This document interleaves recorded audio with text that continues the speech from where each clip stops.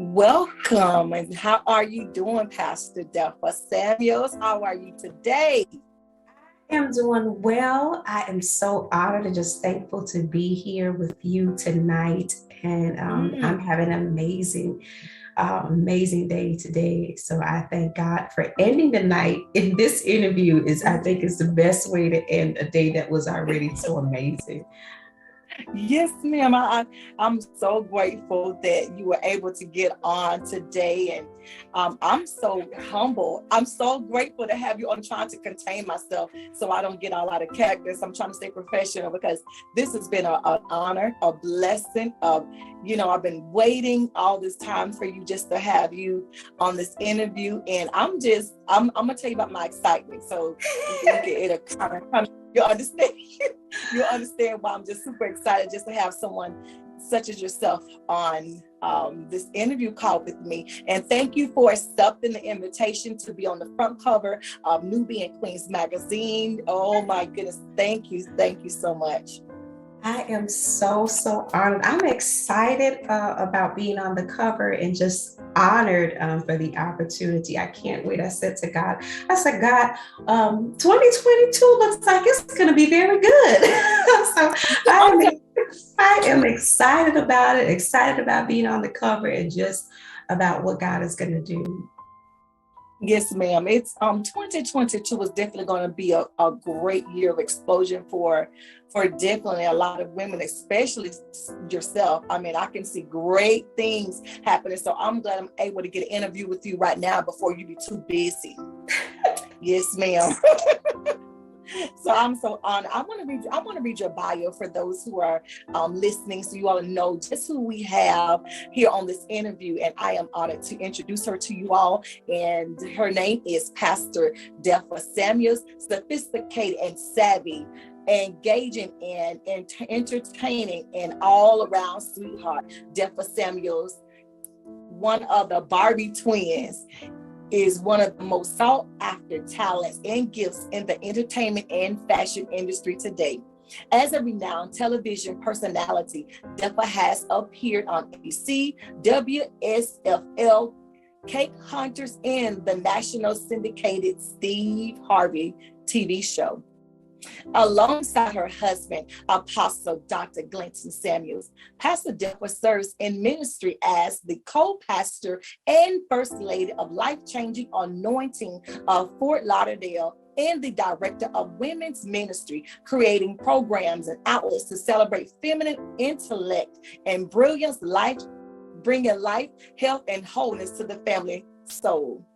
As the co-founder and owner of D&D Couture Incorporated, Delpha runs an international-wide boutique alongside her twin sister, where they expand their brand through various lines such as jewelry, cosmetic, clothing, and the all-new Couture lipstick line. As an active philanthropist, Delpha is an advocate for the American Heart Association, a member of Ronald McDonald House Red Shoe Society, and a partner of the Miami-Dade Public School System. She has been featured in various movie commercials such as Zenmi, the movie, and the Hollywood Live Club commercial. Not only is she starring in the upcoming web series Bay Night, also the most recently series on Amazon Prime TV, Loving Until It Hurts, Delpha also stars in the movie. Amidst her many amazing talents, accolades, accomplishments, and spirits of philanthropy, their lives are sincerely the testimony of God's favor and unconditional love. She lives to be an example to others and continues to be the example with each passing day. As a woman indeed of value, virtue, and potency, her beauty on the outside is no match for the inner beauty they bear. This displays every aspect of her life. There you have it, Pastor Delpha Samuels. What a bio, like, my goodness, like, yeah, this here bio thing, and you, it matches. Like, you're doing some phenomenal things. And I don't know. You have Barbie twins. What is that about? Well, the Barbie twins is an affectionate name that was given to my twin sister and I. Well, Mm-hmm. we turned it affectionate actually. Yes. In high school, we were always really dressed up. We were always into fashion, and we just carried ourselves in such a way. And some girls in our school started making fun of us, and they were calling us the Barbie twins. They were like, "What do they think they are, Barbies?" They think, and so they started calling us the Barbie twins as a joke, and we were like, "Wait, Right. I kind of like this name." So Come on. we started using the name Barbie twins to really get on their nerves, and it just stuck with us. Right. And both of y'all are beautiful. I was doing like little Facebook stalking and I was trying to find more about you. And I seen y'all videos like on YouTube. And I was like, I love these women. Like, I love how y'all just interact with each other and y'all just so authentic on there. I was like, yes, honey, these queens are no joke. Thank you. I absolutely love it. Yes, ma'am. I mean, y'all are both just the best. I mean, I was trying to figure out who was who when I see y'all together, but I can tell your sister from yourself, it seems like you're a little more calm and your sister's a little more, vibrant, but I don't know. Maybe I guess it's I don't know if it's the pastor in me. I don't know, but I am more like the more reserved one. Reserved, yes. Reserved first lady, queen, just sit back and it's like, okay. You remind me, like, okay, we're not gonna do that today, kind of thing. No, this is more like, no, we're not gonna. Yeah, that's me. Yes, I can tell you more, but I love it. I love both of y'all styles and how different you are. And although y'all are twins and y'all look alike, but y'all still have, different personalities. I love it. I absolutely love it. So you said, I did your bio. I love your couture lipstick line. I'm gonna have to make sure I give me some of that because I looked at some of that too. I looked at some of your eyeshadow makeup. I'm gonna have to give me some of that because I know looking at your face, I know it's got to be good. Well, I only wear my cosmetic line, so the lashes, the eyeshadow, the lipstick, the liner, everything I have on is from Couture Lips Cosmetics. Wow. And we have to make sure we keep that in mind. So for those of you who are looking at this, remember her whenever you get ready to buy your makeup. Come and see Pastor Delpha Samuels, okay? Yes. And get you some nice, beautiful makeup. Yes, ma'am. Okay, so do you host any classes, so that we can be more of a queen and know how to, yes. For etiquette and things like that? Like, well, I host so many different things. I laugh all the time and I say I am a woman of many hats because I do so many things, but I do have classes. So Unlocking the Queen Within is actually my women's ministry. And at first I had everything together, and God just started really dealing with me about kind of separating and making things separate. So Unlocking the Queen Within is the women's ministry for my church. And then Queen's Academy is where I do all my teaching. So I teach etiquette. Queen's Academy consists of etiquette teaching. I also do life coaching, which consists of marriage, relationships, business, ministry, every type of coaching. I do that. And then I also have my pageant coaching. So I'm also a pageant coach. And, this year has been so phenomenal for me. I've had every woman I've coached to win this year. Even one of my queens won Miss Bahamas Universe, and she's preparing to compete at Miss Universe. So so I basically coach in so many different areas and offer so many different classes through Queen's Academy, between etiquette, life coaching, and then pageantry. I also have a workshop that I'm preparing to do called Secure the Crown.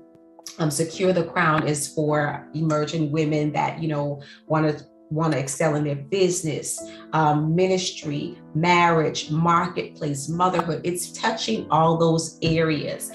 So I'm excited about that class and just all the classes from all the areas of Queen's Academy that I will be doing next year.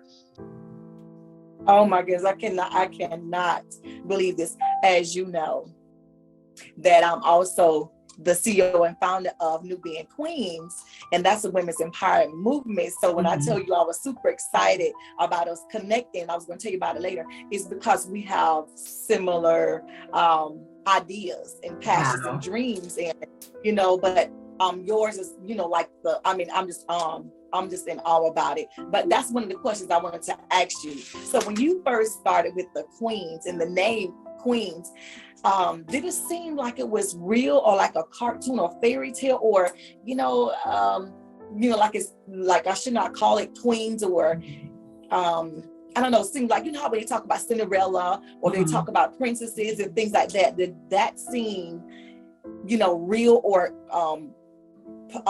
like a fantasy or something of that nature, or did it just fit?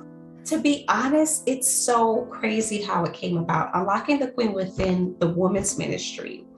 It was birthed through a very dark time in my life. A lot of people don't know that I went through a very bad divorce.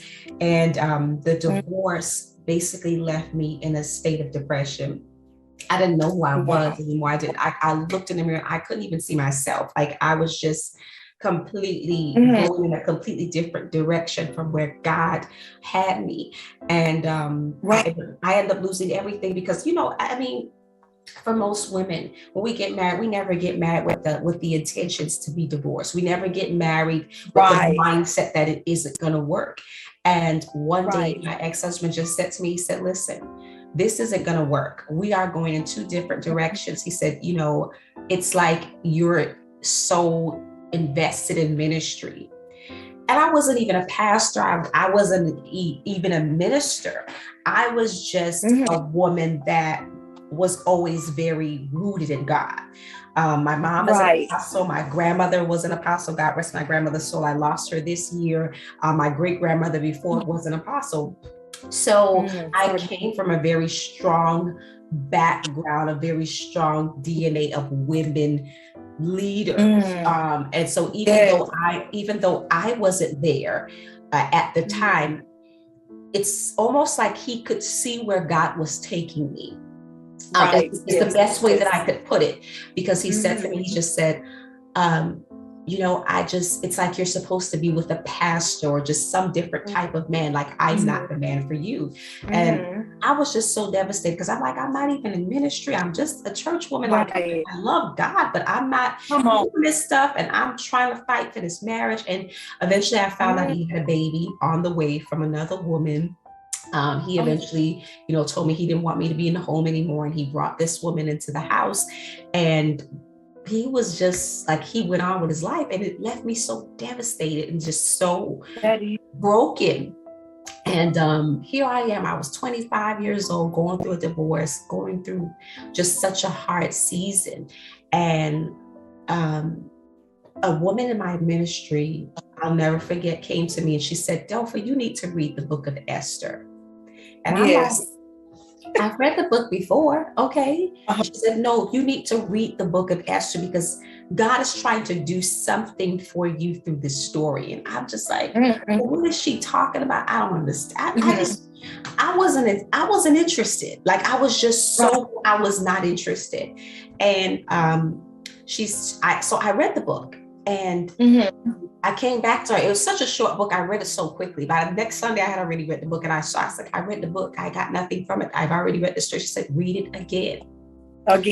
I read it again. And when I read it, the purification process stuck out to me the most this time. And I decided to take that journey. And even in my book, the oil and just everything that I have that, is sold with the book and all that stuff. It's just me finding myself. And I remember going through this process of healing, and when God healed me, and when I felt like I was in that place of healing, I remember praying one day, and I just heard unlocking the queen within. And I'm like, what is this? And then God, he said to me that this is a conference. I had never done a conference, had no idea of a conference. This was years ago, 11 years ago. And so I had no plans of doing a conference. And Right. God gave me Unlocking the Queen Within. And Oh my. when I first decided to try to do the conference, so many people fought it. They couldn't understand it. I remember people feeling like the name Unlocking the Queen Within was, I was The queen, yes.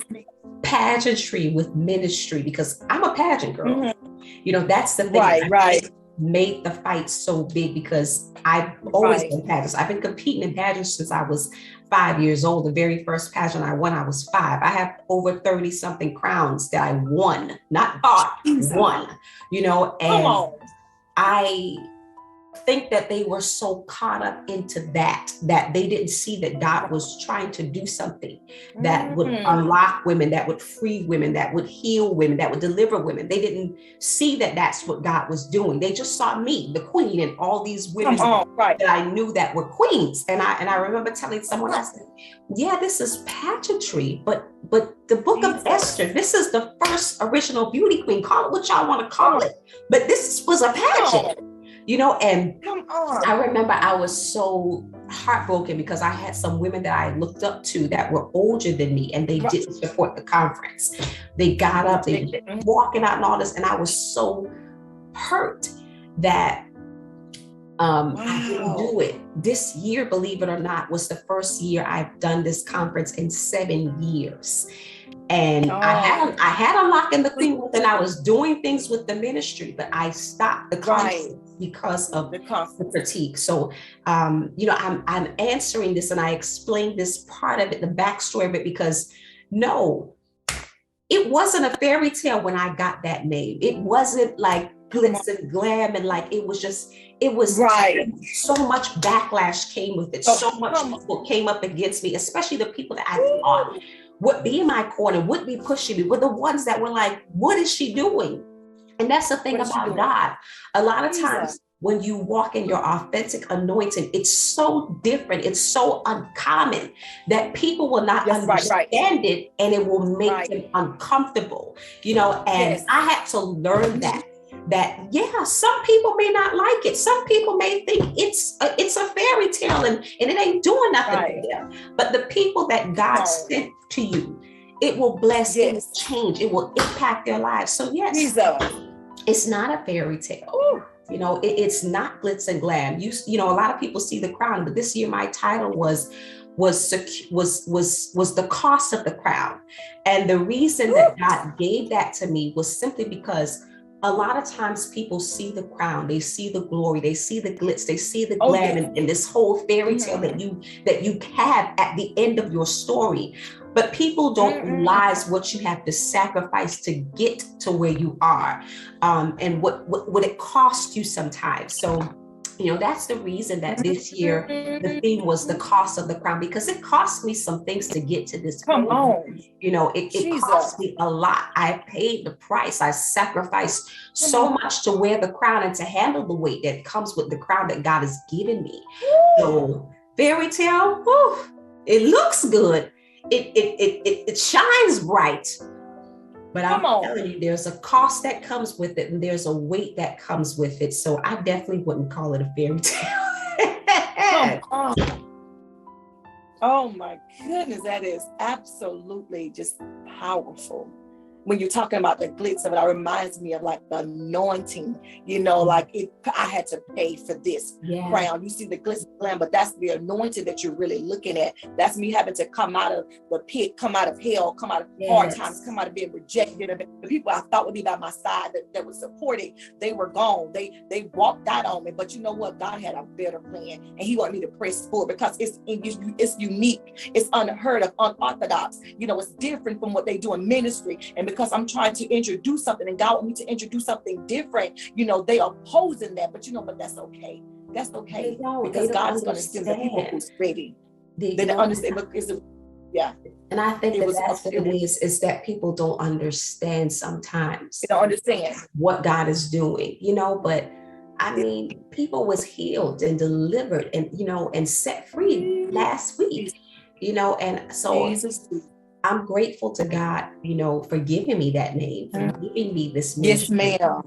in spite of what people might think and how they may feel. And I'm in a season in my life and a place I feel like God has caused me to really be able to evolve into a woman that if God says it, I don't care who don't agree with it and who don't like it. If God give me the green light, listen, I put my conference out and I put my conference out 7 days.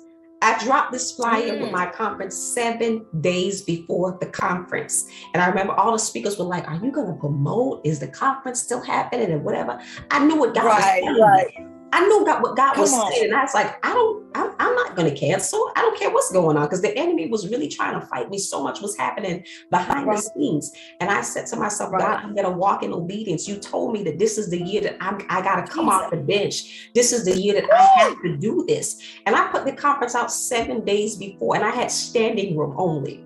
7 days. Standing room, and that's what God's in it.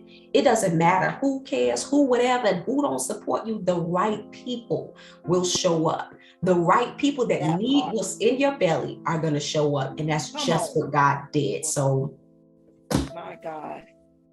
Well, when you have the next one, I am coming, because unlocking the queen within, because we gotta talk about that, about the book, because it makes me think, I remember this young lady that, with our ministry, we call each other queens, queen. And she said she was in the store, and then she said she called a young lady, queen, and so she looked at her, she was like, oh, well, I don't need all those titles and stuff. Only thing we're doing is just trying to get you to come up to that place where you don't look down at yourself, that you don't think that you think that you're inadequate or you're not good enough. We're just trying to, like you said, unlocking the queen within. It's just that, it's more to it than just saying that you're a woman, a female woman of God. It's that you know that you're royalty, you're a chosen generation, a royal priesthood, a holy nation. We're just trying to get you to come up and to think of yourself as more than what you see in the mirror. So oh my God, like it's such a blessing, that God has given you this ministry. And I'm telling you what, you're right, that you're in Fort Lauderdale, or is the ministry in Fort Lauderdale? Mm-hmm. Yes, I'm in Fort Lauderdale. Let me know when you get your next. I'm gonna try to make that conference. I'm telling you, because I need something like that. I need it. Yes, ma'am. Pastor, can we talk a little bit about the books? You have ministered to me. I'm about ready to close this thing out. So we gotta talk about the book. So the book, oh my goodness, I'm so excited to talk about the book. The book is Queen Arise. Queen Arise is a 15-day journey to unlocking the queen within. And a part of the backstory of this book, believe it or not, God gave it to me during that time that I was going through the divorce, going through all of the mishaps. When I read the story of Esther, the book kind of, it came to me, the name at least, and I didn't write it yet, but I had the name Queen Arise. And I remember, just because of me feeling like I was literally in a pit. I was literally in a very low place, and God allowed me to arise from the ashes. I mean, after going through the divorce, God allowed me to be restored in such a way. I remember I got married. I married to the most amazing man. I mean, when I tell you my husband is everything that God could have gave me and more, he truly is that. And I end up going and winning Mrs. Florida International, which was a pageant that was so dear to me that I wanted to win so bad. I end up winning this pageant and being the first pastor. I won while I was a pastor. It's like people don't even do that. Now. No pastor has ever won Mrs. Florida International, and God allowed me to come back and after all this stuff had happened to me and give me the man that I deserved, put me right back in my rightful place in ministry, and then give me a physical crown, not just a spiritual crown, but an actual spiritual crown. So Queen Arise came from that, because I feel like God allowed me to arise from so much. So that is really the backstory of Queen Arise. It's a journey through the book of Esther, and there's devotionals, there's affirmations, there's times of journaling. It's a really great book. that I feel will truly bless a woman and cause her to really understand her self-worth, her value, and to really understand it. Sometimes queens aren't born, they're made. I always say that they're made through life's trials, through our situations, through things that we go through. It unlocks the queen that is in us. So that's really the backstory of where this book came from, why I decided to write the book. And I'm just grateful. The book is doing amazing, and so many women are giving such powerful testimonies about it. My God, where do we get the book from? Where do we order? The book can be purchased at my website, which is delphasamuels.com. The book is available on sale there. And, you just click on order and I will get the book shipped out to you. It's delphasamuels.com is where you can purchase the book. Yes, ma'am. You better believe I am waiting for my book to come because I purchased that book. Yes, ma'am. I seen the video and I was like, I gotta get this book. It just resonated with me. So that was definitely one of the things that I said I'm gonna get because I wanted to kind of talk to you about it. We can, have a conversation about the book, but I ordered it too late. So I will get it out to you prayerfully. I don't know how the holidays is or will. I've shipped it out. I think Friday, but I don't know if it's caught up in this whole holiday thing or what it is. But hopefully you'll get the book within the next couple of days. Yes, ma'am. I'll be waiting for my book because I'm excited about that book. So we talked about, your businesses and things of that nature. I think that we actually have covered so many different things before I go. I do want to ask you, how is the life, juggling everything? Like you have your children and you have your ministry, you have your husband. Like, how is that? How are you doing all of that? How is that working? Oh my goodness. When I tell you it takes a lot of prayer and balance, because, you could get so caught up into either being a mom or you can get caught up into being a wife and then you get caught up into ministry and you neglect. For me, I've always been a firm believer that you can have it all. Some people are like, oh, you can't have it all. You got to choose one and this and that. I've always believed that we can have it all because this is the thing. God created Eve because Adam, he saw it fit that it wasn't good for Adam to be alone. And then he put the title of a helpmeet on us. And to me, I really believe that in order for us to help somebody, we have had to have mastered that thing or be on the same level as that person. Men are stronger. They are the stronger ones. They are the covering, but we can handle more. I stand by that. We can handle it. We give birth. Listen, I can go on for so many reasons why I feel like we can handle more. So for me, I've always told myself that I will not choose.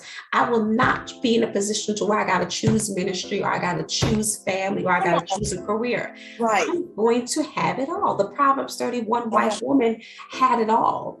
So I wake up very early every morning. I am up no later than 6 o'clock. This is just me. And this is not what, anybody else has to do. This is what I do. I wake up at 6 o'clock every morning and I take time for myself. I take time to meditate. I take time in that hour of just prayer. I pray. There's a worship song, an intercession music that I play, and I just begin to worship. I begin to pray. I begin to talk to God for about an hour. And then at about 8 o'clock, I start making breakfast because my family, I'm very domestic. My family, I got a husband and a son, 2 men, they like to eat. So by the time my son wakes up, if breakfast isn't ready, he's like, Mommy, what's for breakfast? He into all that. So I start cooking around 7-ish, like after 7. And by 9, the latest, I serve breakfast. They eat. And then my son, I start his school lessons because I do homeschool my son. I start his school lessons and then I start my day. And believe it or not, God allows it to just flow in such a way. And I'm not saying every day is perfect and it's always all together, but God allows it to flow. And, I have certain days that is a movie night, which is Friday is always a family movie night where I make time to spend with my son. Sundays, we always go out to dinner. I don't cook on Saturday, Right. and I don't cook on Sunday. They could get breakfast for Right. me, but lunch and dinner is my husband always takes me out to eat on Saturdays and Oh. Sundays. Monday, Mm. Tuesday, and Wednesdays are days that I cook. Thursdays Come an up on. and down day, because I usually minister a lot on Thursdays. I minister a lot sometimes on Mm. Friday and Saturday. So I have a way I set engagements based on my Mm. time. My husband sets engagements based on, our time together. We really are Right. very intentional about making it work. And I feel like that's why it doesn't. Come on. We don't just like, oh, I got an engagement. I'm That's sorry, you it. can't make it. No, Yes. we look at, I said, honey, someone wants me to speak.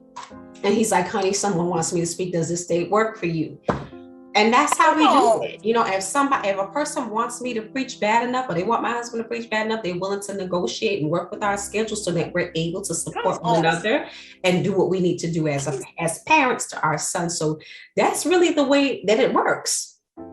We've been doing that for 7 years, actually more than 7. We've been doing that for about 10 years. So because when we first met, this was the way we did things, and we took it into our marriage. And Right. 7 years later, this is what we still do. And it works Right. very well. It works.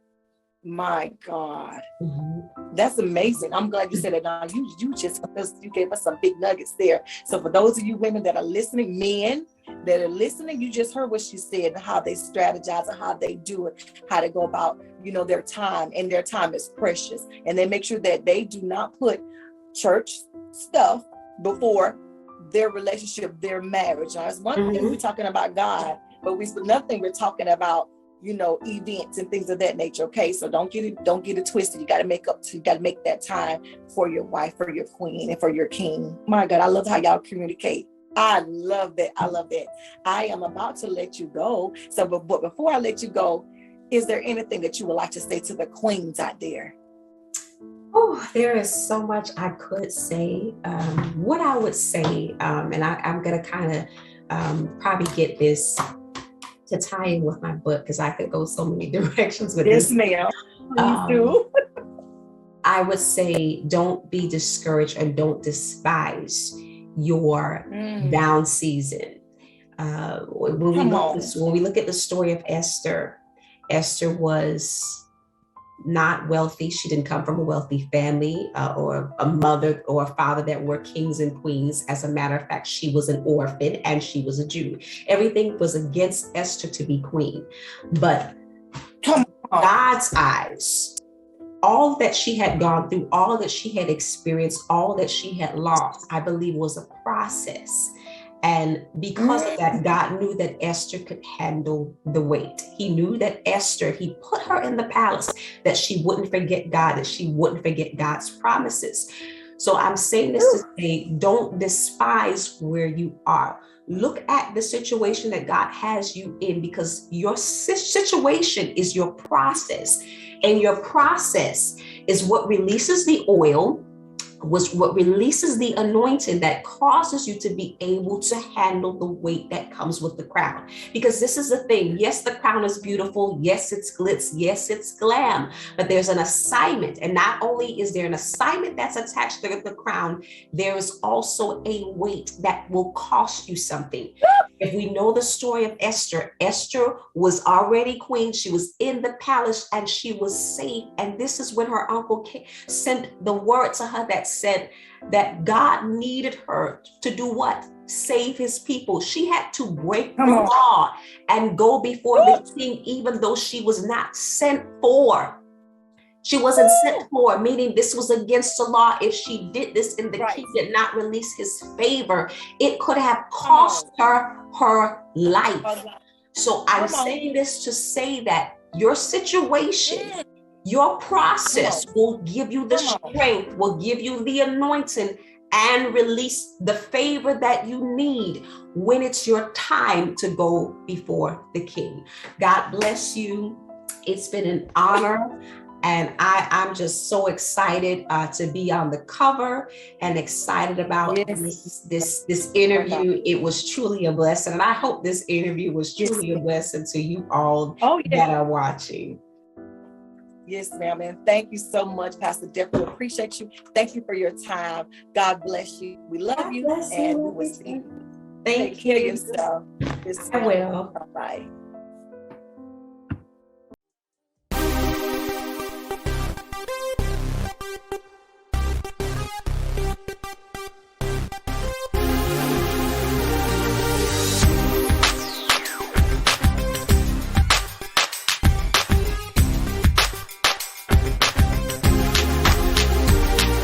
Like, share, subscribe, and press the bell button.